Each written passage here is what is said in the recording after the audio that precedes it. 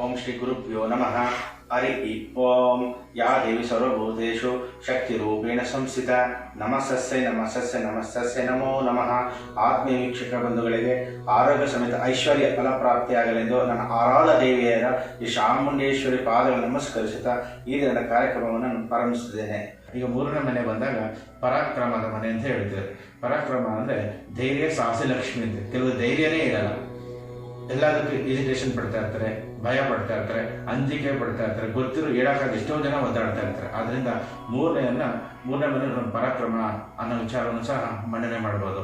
ಇದರ ಮುಖ್ಯ ನಮಗೆ ಜೀವನದಲ್ಲಿ ಒಂದು ಪ್ರಗತಿ, ಒಂದು ಆತ್ಮಸ್ಥೈರ್ಯ, ವಿಲ್ ಪವರ್ ಅಂತ. ಎಷ್ಟೋ ಜನ ಇವತ್ತು ವಿಲ್ ಪವರ್ ಎಷ್ಟೋ ಜನ ಆತ್ಮಹತ್ಯೆ ಮಾಡ್ಕೊಳ್ಳೋದು ನಾವು ನೋಡ್ತೇವೆ.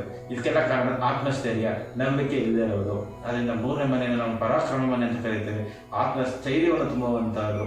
ಕಾಸಿಂದ ಬಂಡವಾಳದ ಇವತ್ತು ಎಷ್ಟೋ ಜನ ಮುಂದೆ ಬಂದಿದ್ದಾರೆ. ಯಾಕೆಂದ್ರೆ ಆ ಒಂದು ಆತ್ಮಸ್ಥೈರ್ಯದಿಂದ ನಾವು ಎಂತನೂ ಸಾಧಿಸ್ಬೋದು. ಶಿಖರ ಹತ್ತಕ್ಕೆ ಆತ್ಮಸ್ಥೈರ್ಯ ಇರಬೇಕು. ಸುಮ್ಮನೆ ಹತ್ತಕ್ಕಲ್ಲ. ಮೆಟ್ಲಿರ್ಬೋದು, ಹಾಗೆ ಒಂದು ದೊಡ್ಡ ಒಂದು ಸಾಹಸಮಯ ಕಾರ್ಯ ಇರ್ಬೋದು. ಇದೆಲ್ಲ ಮಾಡಬೇಕು ಅಂದರೆ ಆತ್ಮಸ್ಥೈರ್ಯ ನನ್ನ ಕೈಲಿ ಆಗುತ್ತೆ, ಆಗಲ್ಲ ಅನ್ನೋದು ತುಂಬ ಪ್ರಮುಖವಾದ ಪಾತ್ರವನ್ನು ವಹಿಸೋದ್ರಿಂದ ನಮಗೆ ಆತ್ಮಸ್ಥೈರ್ಯ ಮೂರನೇ ಮನೆ ಕೊಡುತ್ತೆ. ಒಂದು ವಿದ್ಯಾರ್ಥಿ ಸಹ ಈಗ ತೆಗೆದುಕೊಂಡ್ರೆ ತನ್ನ ಆತ್ಮಸ್ಥೈರ್ಯದಿಂದಲೇ ಇವತ್ತು 100% ಫಲಿತಾಂಶ ತಗೊಳ್ಳೋಕ್ಕೆ ಕಾರಣವಾಗಿದೆ. ಒಂದು ಡ್ರೈವಿಂಗ್ ಇರ್ಬೋದು, ರಸ್ತೆಯಲ್ಲಿ ಅಡ್ಡ ಬರ್ತಾ ಇರ್ತಾರೆ ಆ ಕಡೆ ಈ ಕಡೆ. ಅವನ ಆತ್ಮಸ್ಥೈರ್ಯ ಇಲ್ಲ ಏನು ಮಾಡ್ತಾನೆ, ಅವ್ನು ಮುಂದೆ ಹೋಗೋಕ್ಕಾಗಲ್ಲ. ಅದರಿಂದ ಆತ್ಮಸ್ಥೈರ್ಯ ಇರೋದು ಮೂರನೇ ಮನೆಗೆ ಅತ್ಯಂತ ಪ್ರಭಾವಶಾಲಿಯಾಗಿ ಕಾರ್ಯನಿರ್ವಹಿಸೋದ್ರಿಂದ ಅಥವಾ ಅದು ತಿಳಿಪಡಿಸೋದ್ರಿಂದ ಅದು ಅಂಶದ ಫಲಾನುಫಲಗಳನ್ನು ನಮಗೆ ಸುಲಭವಾಗಿ ತಿಳಿಯಲು ಸಾಗುತ್ತೆ. ಅದೇ ರೀತಿ ಪಾಪಗಳು ಕೂತಾಗ ನಮಗೆ ಅದರಿಂದ ಅನ್ಯ ಫಲಗಳು ಸಹ ತಿಳಿಯಬಹುದು. ಆದರೆ ನಾವು ಏನೇ ವಿಚಾರ ಹೇಳುವಾಗ ಜಾತಕದ ಮುಖೇನ ಹೇಳಲು ಸುಲಭವಾಗ್ತದೆ. ಈಗ ಬರೀ ನಾನು ಕೇವಲ ಅದರ ಅರ್ಥ ವಿವರಣೆ ಮಾತ್ರ ಕೊಡ್ತಾ ಇದ್ದೇನೆ. ಈಗ 4ನೇ ಮನೆಗೆ ಹೋಗೋಣ. 4ನೇ ಮನೆ ಬಂದು ವಿಶೇಷವಾಗಿ ತಿಳಿಸುವಂಥ ವಿಚಾರ ಏನಂದರೆ ಮನೆ, ವಸ್ತು, ವಾಹನ. ಈಗ ಎಲ್ಲರಿಗೂ ಸಹ ಸ್ವಂತ ಮನೆ ಮಾಡ್ಕೋಬೇಕು, ಸ್ವಂತ ವಾಹನ ತಗೋಬೇಕು, ತನ್ನದಾದ ಆಭರಣಗಳಿರಬೇಕು, ತನ್ನದಾದ ರೀತಿಯಲ್ಲಿ ವಸ್ತುಗಳನ್ನು ನಾನು ಧಾರಣೆ ಮಾಡಬೇಕು. ವಸ್ತ್ರಧಾರಣೆ ಅಂತ ಹೇಳ್ತೀವಿ. ತನ್ನದಾದ ಇಷ್ಟ ರೀತಿಯಲ್ಲಿ ವಸ್ತ್ರಧಾರಣೆಯನ್ನು ಮಾಡಬೇಕು. ಇದೆಲ್ಲವನ್ನು ಕೊಡುವಂಥದ್ದು 4ನೇ ಮನೆ. ಪುತ್ರ ಪೌತಾದಿಗಳಿಂದ ನಾವು ಅಷ್ಟೈಶ್ವರ್ಯದ ಸುಖಭೋಗಗಳನ್ನು ಅನುಭವಿಸಬೇಕಾದ್ರೆ 4ನೇ ಮನೆ ಅತ್ಯಂತ ಪ್ರಮುಖವಾದ ಪಾತ್ರ ವಹಿಸ್ತದೆ ಅನ್ನೋದು ತಪ್ಪಿಲ್ಲ. ಎಷ್ಟೋ ಜನ ಎಷ್ಟೇ ದೊಡ್ಡದೊಂದು ಸ್ವಂತ ಮನೆ ಮಾಡ್ಕೊಂಡಿಲ್ಲ, ಸ್ವಂತ ಜಾಗ ಮಾಡ್ಕೊಂಡಿಲ್ಲ, ಅಥವಾ ಜಾಗದ ಆ ಮನೆ ವಾಸ ಮಾಡ್ತಲ್ಲ, ಬಾಡಿಗೆ ಕೊಟ್ಟು ಬಂದಿದ್ದೀನಿ, ಅರ್ಧಂಬರ್ಧ ಆ ಮನೆ ಹಾಗೆ ನಿಂತು ಹೋಗಿದೆ, ಬೇಸ್ಮೆಂಟ್ಗೆ ನಿಂತು ಹೋಗಿದೆ ಅಂದಾಗ ನಮಗೆ 4ನೇ ಮನೆಗೆ ನಾವು ಹೋಗ್ಬೇಕಾಗುತ್ತೆ. ಆ 4ನೇ ಮನೆ ಶುಭ ಅಶುಭಗಳನ್ನು ನೋಡಿಕೊಂಡು ಅದಕ್ಕೆ ಪರಿಹಾರ ಮಾಡ್ಕೊಂಡು ಹೋದಾಗ ನಮಗೆ ಆ ಕೆಲಸ ಕಾರ್ಯಗಳು ವಿಘ್ನವಾಗಿರೋದು ಸುಲಭವಾಗಿ ಮುಂದೆ ಶುಭದಾಯಕವಾಗಿ ಹೋಗುತ್ತೆ ಅಂದರೆ ತಪ್ಪಾಗಲಾರದು. ಈಗ 5ನೇ ಮನೆಗೆ ಬರೋಣ. 5ನೇ ಮನೆ ಒಂದು ಪೂರ್ವ ಪುಣ್ಯ ಸ್ಥಾನ ಅಂತ ಹೇಳ್ತೀವಿ. ಪೂರ್ವ ಪುಣ್ಯ ಸ್ಥಾನ ಅಂದರೆ ಪೂರ್ವ ಜನ್ಮದಿಂದ ನಾವು ಪಡೆದಿರ್ತಕ್ಕಂಥ ಫಲಾನುಫಲಗಳು. ನಾವು ಪೂರ್ವ ಜನ್ಮ ದಾನ ಧರ್ಮಗಳು ಅಥವಾ ವಿಶೇಷವಾಗಿ ಒಂದು ಧಾರ್ಮಿಕ ಕ್ರಿಯೆಗಳು, ಒಬ್ಬರಿಗೆ ಕಷ್ಟದಲ್ಲಿ ಸ್ಪಂದಿಸಿದ ಅನುಗ್ರಹದ ಮುಖೇನ ನಮಗೆ ಈ ಜನ್ಮದ ಫಲಾನುಫಲಗಳನ್ನು ನಾವು ಕೊಡುತ್ತದೆ.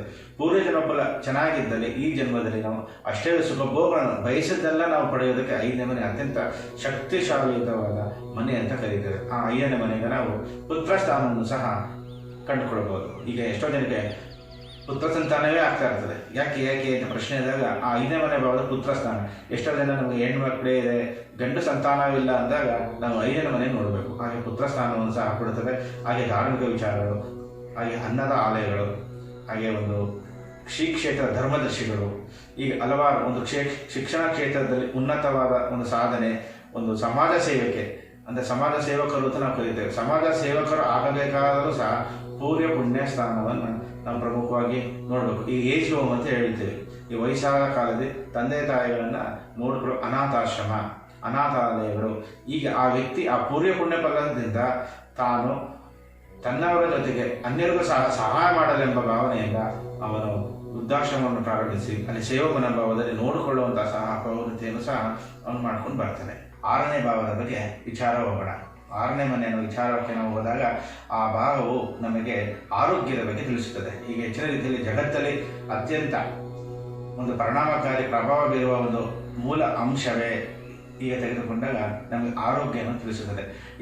ಇಡೀ ಪ್ರಪಂಚದಲ್ಲಿ ತೆಗೆದುಕೊಂಡ ಆರೋಗ್ಯಕ್ಕೆ ಇವತ್ತು ಬಳಕೆ ಆಗುತ್ತಿರುವ ಹಣ ಜಗತ್ತಿನ ಯಾವ ವಿಚಾರದಲ್ಲೂ ಆಗುತ್ತಿಲ್ಲ. ಅದರಿಂದ 6ನೇ ಮನೆ ಅಥವಾ 6ನೇ ಭಾವ ಅನ್ನೋದು ನಮಗೆ ಆರೋಗ್ಯದ ಬಗ್ಗೆ ಹೆಚ್ಚಿನ ಭಾವವನ್ನು ತಿಳಿಸುತ್ತದೆ.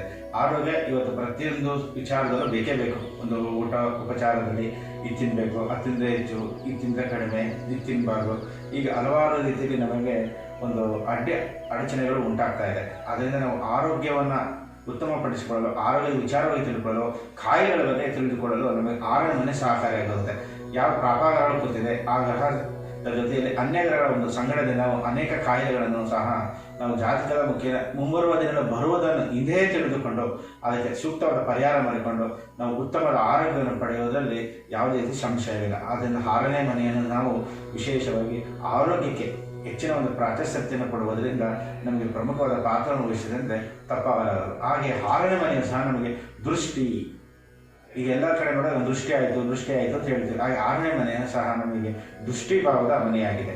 ಈ 6ನೇ ಮನೆಯ ಮುಖೇನ ನಮಗೆ ಈ ಹೊರ ವ್ಯಕ್ತಿಗಳು ಹೊರ ವಿಚಾರವಾಗಿ ಹೊರಗಡೆ ಹೋಗಿ ಬಂದೆ, ಒಂದು ಊಟ ಮಾಡಿದೆ, ಒಂದು ಒಳ್ಳೆ ಬಟ್ಟೆ ಹಾಕ್ದೆ ದೃಷ್ಟಿ ಆಗ್ತಾ ಇದೆ, ಅಥವಾ ನಮ್ಮ ಸಂಗಡಿಗರು ಅಥವಾ ನಮ್ಮ ವಂಶಸ್ಥರು ಅಥವಾ ನಮ್ಮ ಜನಾಂಗದವರು ಅಥವಾ ನಮ್ಮ ಕುಲದವರಿಂದ ನಮಗೆ ದೃಷ್ಟಿ ಆಗ್ತಾ ಇದೆ, ಅಥವಾ ಈ ಥರ ಯಾವುದೇ ರೀತಿ ಕೆಲಸ ಕಾರ್ಯಗಳು ಅಂದರೆ ಒಂದು ಕೈ ಕೆಲಸಗಳು ಅಂತೀವಿ, ಅಥವಾ ಬೇರೆ ಬೇರೆ ರೀತಿಯಲ್ಲಿ ನಮಗೆ ತೊಂದರೆ ಆಗ್ತಾ ಇದೆ ಅಂತ ನಾವು ಹಲವು ರೀತಿಯಲ್ಲಿ ಆಭಾಸವನ್ನು ನಮ್ಮ ಜೀವನದಲ್ಲಿ ಆಗ್ತಾ ಇರ್ತದೆ, ಅಥವಾ ಭಾಸ ಅಂತ ಹೇಳ್ತೀವಿ, ನಾವು ಅನುಭವಿಸ್ತಾ ಇರ್ತೇವೆ. ಇಂಥ ಒಂದು ಅಂಶಗಳಿಗೆ ಕಾರಣ ಏನಪ್ಪ ಅಂದರೆ 6ನೇ ಮನೆ. 6ನೇ ಮನೆಯಲ್ಲಿ ಪಾಪಗಳು ಕೂತಾಗ ಆ ಸ್ಥಾನ ಏನಾದರೂ ಒಂದು ಬಲಯುತವಾಗಿ ಇಲ್ಲದಿದ್ದ ಕಾರಣದಿಂದ ನಮಗೆ ಹಲವಾರು ರೀತಿಯ ಅಡಚಣೆಗಳು 6ನೇ ಭಾವದಿಂದ ತಿಳಿದುಕೊಳ್ಳುತ್ತದೆ. ಆ ಭಾವಗಳನ್ನು ನಾವು ಜಾತಕದ ಮುಖೇನ ಅರಿತು, ಅಂದರೆ ಎಲ್ಲರೂ ಒಂದೇ ಜಾತಕ ಇರೋದಿಲ್ಲ ಹುಟ್ಟುವ ಸಮಯಕ್ಕೆ, ಆದ್ದರಿಂದ ನಾವು ಎಲ್ಲವನ್ನು ಒಂದೇ ಭಾಗದಲ್ಲಿ ಎಲ್ಲ ವಿವರಣೆ ಕೊಡೋಕ್ಕೂ ಆಗೋದಿಲ್ಲ. ಅದು ಜಾತಕ ಒಬ್ಬರಿಗೊಬ್ಬರಿಗೆ ವಿಭಿನ್ನವಾಗಿರೋದ್ರಿಂದ ನಮಗೆ ಹೇಳೋ ಸ್ವಲ್ಪ ಈ ಸಮಯದಲ್ಲಿ ಕಷ್ಟ ಆಗ್ತಾ ಇದೆ.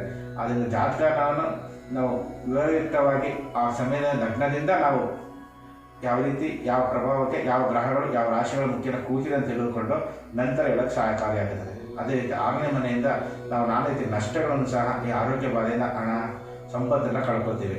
ಅದರಿಂದ ಆ ದುಷ್ಟಿಯ ಅಂಶದಿಂದ ಸಹ ನಮ್ಮ ಕೆಲಸ ಕಾರ್ಯಗಳು ಎಷ್ಟೂ ಆಗೋದಿಲ್ಲ. ಈಗ ಕೆಲವರು ಹೇಳ್ತಾರೆ, ಅವರು ಬಂದು ಹೋದ್ರು, ಆ ಕ್ಷಣದಿಂದ ನನಗೆ ಕೆಲಸನೇ ಆಗಿಲ್ಲ, ಅವ್ರ ಮುಖ ನೋಡಿದೆ ನನಗೆ ಕೆಲಸನೇ ಆಗಲಿಲ್ಲ, ಅವ್ರ ಮುಂದೆ ಎದುರು ಊಟ ಮಾಡಿದೆ ನನಗೆ ಏನೋ ತೊಂದರೆ ಆಯಿತು.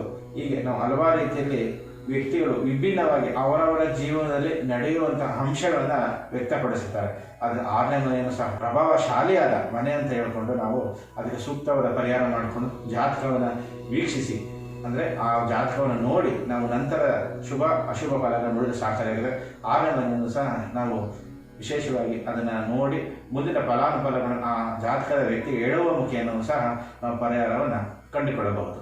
ಇನ್ನು ಉಳಿದ ಭಾವಗಳ ಬಗ್ಗೆ ನಾನು ಮುಂದಿನ ಸಂಚಿಕೆಯಲ್ಲಿ ವಿವರಣೆಯನ್ನು ಕೊಡ್ತಾ ಹೋಗುತ್ತೇನೆ. ಸರ್ವೇ ಜನ ಸುಖಿನೋ ಭವಂತು, ಸನ್ಮಂಗಳಾನಿ ಭವಂತು.